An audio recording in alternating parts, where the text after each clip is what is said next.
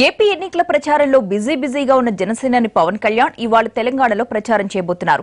సికింద్రాబాద్ లో అభ్యర్థిని నిలబెట్టిన జనసేన బీఎస్పీ అధినేత్రి మాయావతితో కలిసి భారీ సభను ఏర్పాటు చేసింది. విశాఖలో ఎన్నికల ప్రచారాన్ని ముగించుకుని సాయంత్రం హైదరాబాద్ లో సభకు హాజరవుతారు పవన్. బహుజన జనసేన యుద్ధ భేరీ పేరుతో విజయవాడలో భారీ బహిరంగ సభ నిర్వహించిన జనసేన బీఎస్పీ ఇవాళ హైదరాబాద్ లో ఎన్నికల సభను ఏర్పాటు చేశాయి. సికింద్రాబాద్ పార్లమెంట్ స్థానానికి అభ్యర్థిని నిలిపిన జనసేన ఎన్నికల సభ ద్వారా తమ బలం చూపించుకునే ప్రయత్నం చేస్తోంది. రెండు పార్టీలు కలిసి సంయుక్తంగా హైదరాబాద్ ఎల్బీ స్టేడియంలో సాయంత్రం 4 గంటలకు సభను ఏర్పాటు చేశాయి. సాయంత్రం 4 గంటలకు జరిగే ఈ సభలో పవన్ కళ్యాణ్ తో పాటు బీఎస్పీ అధినేత్రి మాయావతి కూడా పాల్గొంటారు.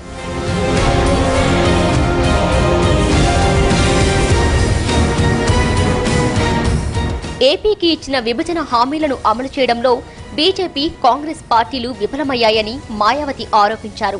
తాము అధికారంలోకి వస్తే ప్రత్యేక హోదా ఇస్తామన్నారు. పవన్ కళ్యాణ్ ఏపీ ముఖ్యమంత్రి అవుతారన్నారు. श्री पवन कल्याण जी को आगे किया कि आप अपनी पार्टी बनाएं और यहाँ पर नई लीडरशिप दें, तो इन्होंने जनसेना पार्टी बनाई।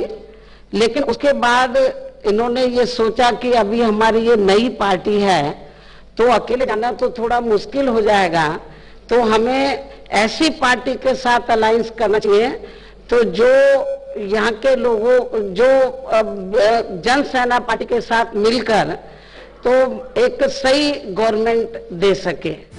మాయావతిని ప్రధాని పీఠంపై కూర్చోపెట్టడమే తమ లక్ష్యమన్నారు పవన్ కళ్యాణ్. దళితులకు సీఎం పదవి ఇస్తామన్న టీఆర్ఎస్ మాట తప్పిందని విమర్శించారు. మాయావతి గారిని ఎందుకంటే 45,000 కోట్ల బడ్జెట్ ఉన్న ఉత్తరప్రదేశ్ని 2007లో 3 లక్షల కోట్ల బడ్జెట్కి దాన్ని తీసుకెళ్లారు. అలాగే భారతదేశం స్వతంత్రం వచ్చిన తర్వాత ఎంతసేపు మనం బ్రిటిష్ వాళ్ళ బిల్డింగ్లు చూపించుకొని అది మన చరిత్రను చెప్పుకుంటాం, కానీ ఒక కాంటెంపరీ చరిత్ర మనదైంది చూపించింది బెనర్జీ మాయావతి గారు. ఉత్తరప్రదేశ్లో మాటలు చెప్పడం కంటే ఆవిడ చేతుల్లో చేసి చూపిస్తారు.